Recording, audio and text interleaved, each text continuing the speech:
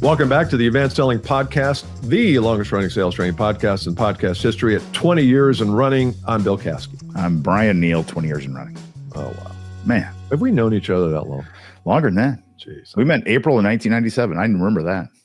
So that's almost 29 years. Yeah. That's how long we've known each other. Yeah. Yeah. We've only been podcasting for 20 of those 29 years. Only. That's good. That's great. I love it.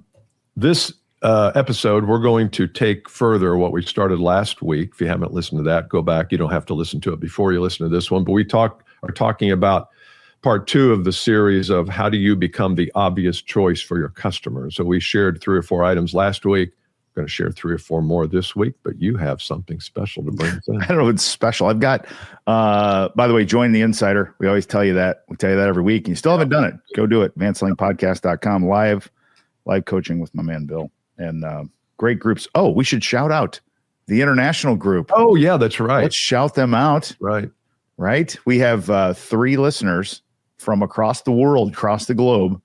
We'll put some pictures up on this, who got together. They've been listening to the podcast, most of them for a long time, and they've known each other in a little subgroup of the Advanced Selling Podcast, and they all got together in London. One's from Canada, one's from the United States, and one is from Germany. Karen, Chris, Andy, and Scott. That's it. Those guys, they know who they are. They know who they are. We're going to put some pictures up on LinkedIn in the group of they got together, sent us a really nice message and text and pictures. And that's just nothing. It makes you feel more fulfilled in life than when you think, people are together like that and you had a little bit to do with it. Exactly. That's just a cool thing. That's great. Really cool thing. I love those people. And they're all just great people. They're just great humans. Yeah.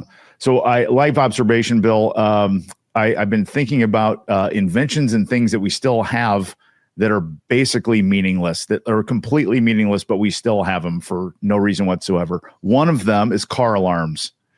When is the last time you heard a car alarm go off and anybody did anything other than who the hell's car is that? God, come on, man, turn your car alarm off. That's meant to go off when someone's breaking in. But all it does is perturb people and get them annoyed. And all you look around like, God, who's the idiot who pushed their key button? No one looks to go, hey, is there someone breaking in over there? Let's go check it out, right? People running over. No one, never, ever. Like, I got him. I saw the guy. No one does that. Car alarm, you're like, God, that's annoying. Turn it off. Well, the other 1% of the time, it's just a malfunction or somebody walks by it or somebody tap. Yeah. Until there's some guy smash and grabbing your backpack, with both your laptops in it. And were you going to go after him then? Is that right? Well, and then, it's just funny to me. Like nobody pays attention to car alarms other than they're annoyed by them. The other thing that's the most worthless thing on the earth is we run away from it. Actually, we do. Parking lot of car alarms. Like, I don't want any part of that. Oh my God. You like walk by holding your ear, walking out of Walmart or Target. You're like, oh my God, who is that idiot with this car alarm going off? Meanwhile, his work laptop just got yanked out of the back seat. The other one is the bathroom fan. What's the point of the bathroom fan? It doesn't do anything. It's just so useless. It makes a little noise and all, and then it gets clogged up with, it makes a noise when it gets dusty. But every bathroom, we got to have a fan in there. Got to have ventilation. It doesn't do anything that it's supposed to do whatsoever. So can we just do away with car alarms and bathroom fans? That's my rant for today. There's got to be others. There've got to be other inventions that are worthless that we still have around. I know that sometimes we'll be sitting in the living room or something in the evening, or as we used to say, of an evening. Yeah. And I'll hear something like, what is that noise? And Jane's like, I don't know. Is the fan on down in the bathroom? I'm like, I haven't been down there. She's like, I haven't been down there. And we go down and it's on. I'm like, how did it get on? Was this on from a week ago when everybody was over? Right. But we just heard it. Yeah. It's worthless. It's so worthless, and it doesn't do anything like it's supposed to do, which is a whole other subject. But anyway, there've got to be more. I'll be thinking of some more just things that we all have, we take for granted that just don't do at all what they're supposed to do anymore. There's got to be more. Or they did do something and then technology has surpassed it, but we still hang on to the old thing. Yes. Yeah. Great idea going in. Like when you go to Jiffy Lube to get your oil change and they bring your internal air filter in. So it's like the air that comes from the AC or whatever. Like, hey, here's your internal air filter. It's like, okay, am I like getting like lung cancer from this? Like, what do I really need that thing? You know what I mean? And I was like, wow, it's pretty dirty in here. And the external air filter is always about $20. The internal air filter is like $350. Totally. It's on the BMW. Exactly. And I'm always thinking, like, does that thing really do anything? You know, and I know that all the mechanics can be like, oh, hang on a second, it does something. But the internal air filter, I'm like, okay, I'll just buy one of those little pine trees and hang it up on the dashboard there. Pine salt. Just fine. Totally. You like, yeah, you used to light incense in your car. I remember that. I missed that part. I didn't do that. It's like I took I was backed out the other day, and my wife saw that there was some kind of leakage or something underneath the car, and she takes a picture of it and sends it to me. And so I take it in. I'm like, I don't know what it is. I felt it was not water, but I don't know what it was. It could have been oil. So I took it in to the Acura dealership, and he inspects it, and he comes out. He goes, "Come here, I want to show you something." Like, oh God, what is it? Like a cracked head or something? And he comes back, and there was a little Asian gentleman who was the mechanic, and he's sitting there with his arms crossed, looking at the car. There's nothing, like it's perfectly dry, and I felt like he was looking at me like, these cars don't leak. Why are you bothering me with this? And it was like, oh great. He goes, yeah, these cars don't leak. Okay, thank you. So anyway, that was it. It was. Yeah, they said you're on your way. Oh, I love it. It's a very Acura thing.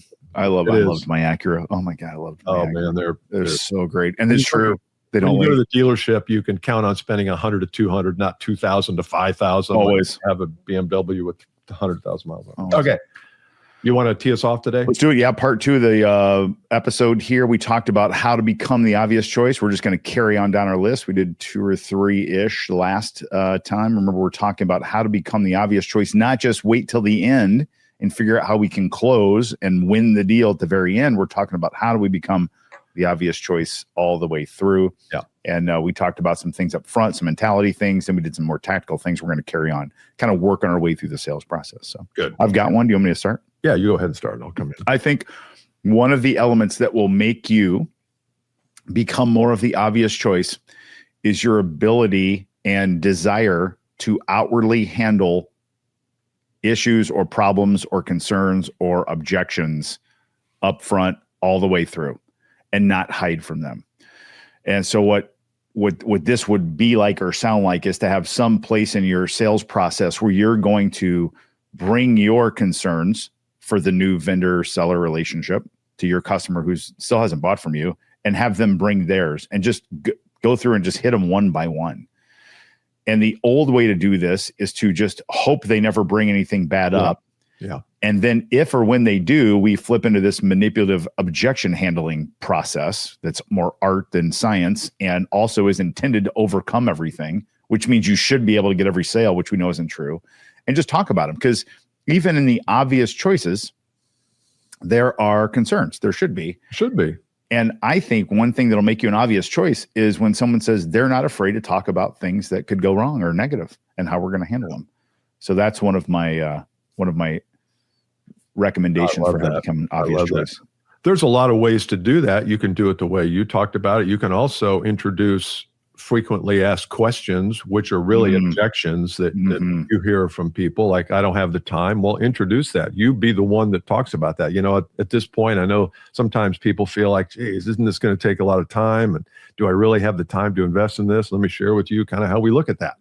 So you can preempt these objections by framing them as questions. And then, but you still could do the end thing like you talked about, Brian. So it just might be there's fewer of them because you've handled them preemptively. But I like that. I like the, and it's like the willingness to address these is where the action is. That's it. It's the fearlessness and courage that you have, and they see it. I'm convinced they want to be with someone who has that kind of courage. They don't want to be with a wimp. They don't want to be with somebody who waits until the end and does all the fancy, clever footwork for closing. They want to be with somebody who's got the you-know-whats to bring stuff up on both sides and introduce it and have a conversation. People eat that up, but we're still afraid of doing it because, like, oh, I don't want to put anything in the water that'll, be toxic here. Okay. That is the lesson. The lesson is to have the courage, the fortitude, and the objectivity to just deal with life in real life. As is. It. Yeah. Bravo.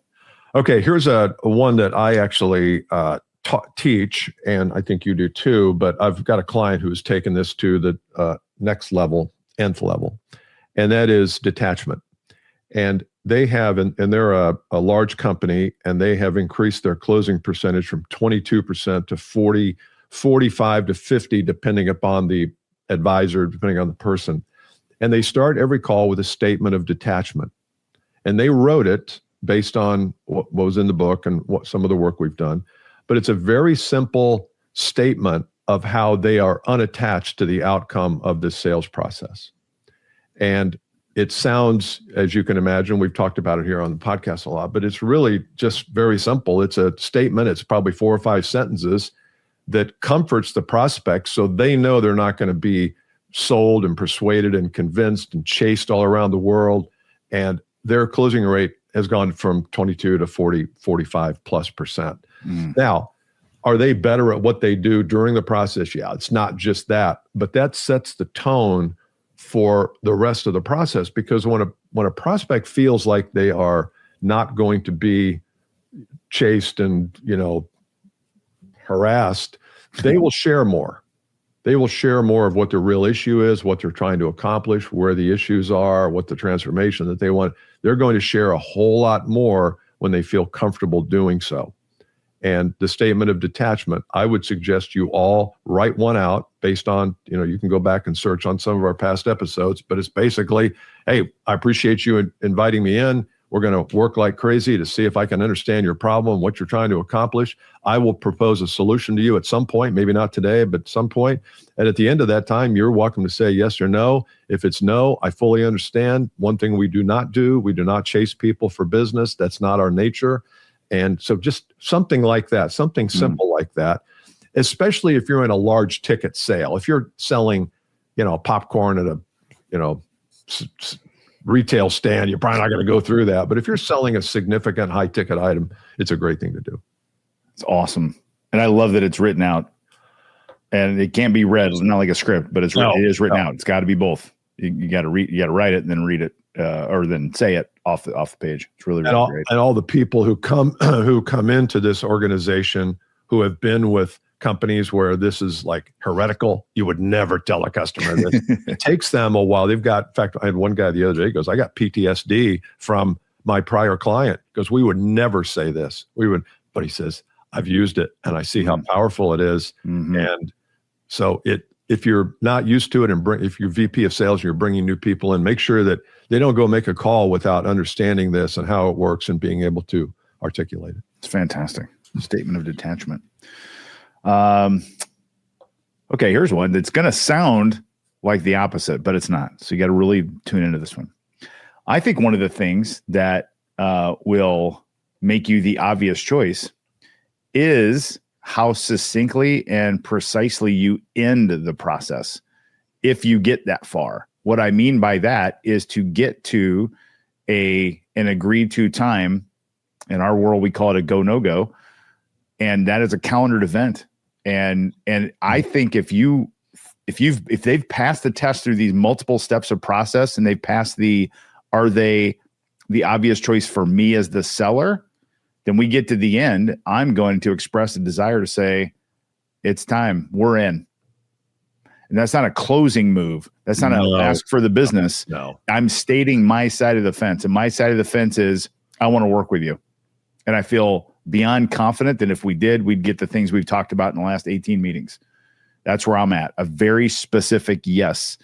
Your side of it, though, not the ask for the business. Hey, can we work together? Not that. It is the statement instead. I want to work together. I want to be a partner of yours in this thing. I love that. That's it. And that's different. You got to listen through that because people will hear that as a closing move and they'll hear it as ask for the order. That is not asking anything. You're leveling the relationship. So it's not you and the one down and them and the one up because they have the money and you're just a poor, Yes. No, it's not that. And I would even say you put that in the statement of detachment up front. You tell people up front, this is what's going to happen. As we go through this, there's going to be a time where I have to decide, are you the right fit for me? And you have to decide the same thing. And so at some point I will say to you, yep, this feels like something we can help, or no, this doesn't. You could put that in. So that way, when it comes, it's not a surprise. They're kind of expecting it. Yes. Yes. And yes. Love that. All right. I've got one more here to finish up, and we want to hear from you. Let us know in the excuse me, ASP group on LinkedIn. If you want to hear more of these, we probably could come do another couple episodes on it, but let us know. And again, as I said last week, if you have something you've done that really separates you, we'd love to hear that too. The last one I have is, if you are a cold audience, if you're selling to a cold audience, meaning somebody finds you on the web, they're not really, they've never done business with you in the past, but they seem to be a prospect. You've got to figure out a way to warm them up quickly. And the traditional way to do it is to just during the call talk about, well, here's all the things we do and here's how we started, personal story and all that, which I'm okay with.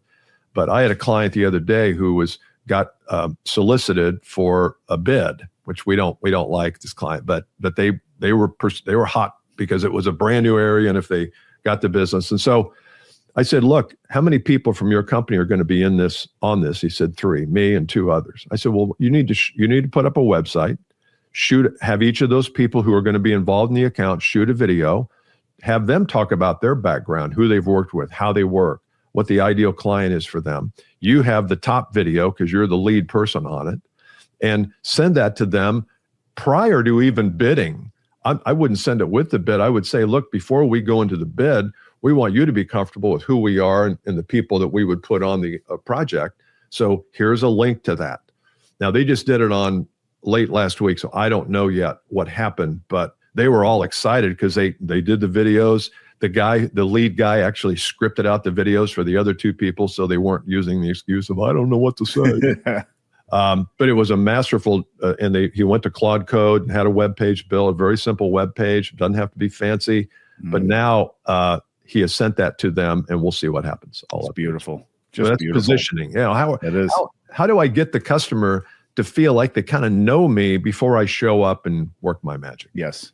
And the main theme of all these, and by the way, shout out to radio legends, Bob and Tom.